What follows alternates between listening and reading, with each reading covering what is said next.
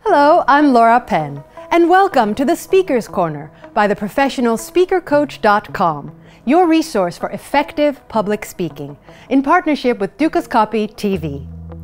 You may not have thought about this very much, but your voice is a part of your body, just like your fingers, your toes, and your elbows.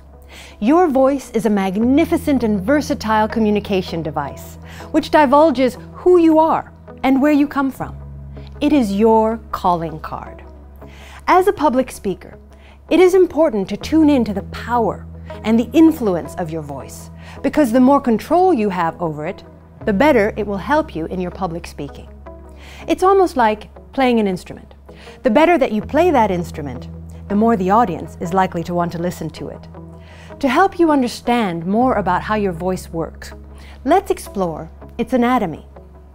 Your voice begins as a breath of air that you take in from your nose and your mouth.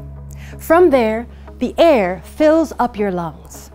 Then it travels up your windpipe or your trachea. And inside the windpipe, it meets the larynx or your vocal cords. Here, audible pulses are created.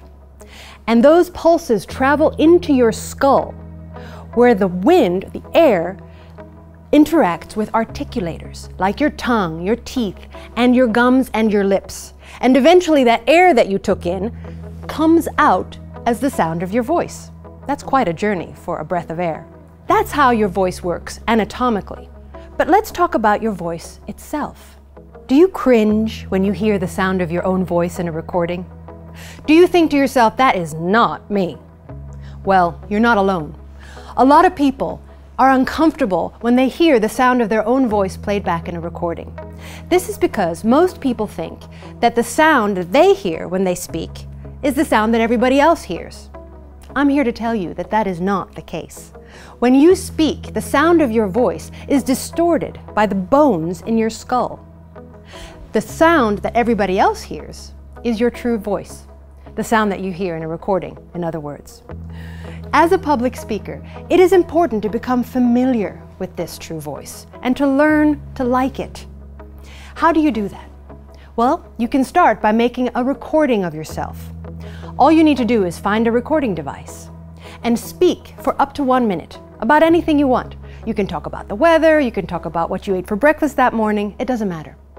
What's important is that after you're done with that recording, you need to play it back. Strap yourself in your chair if you have to, if it's that uncomfortable.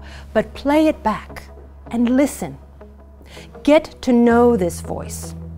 The more familiar you are with the sound of this true voice, the more you can do something with it later when it comes to preparing for speaking in public. That's all for now. This is Laura Penn in the Speaker's Corner by the professionalspeakercoach.com, your resource for effective public speaking, in partnership with Dukascopy TV. Until next time.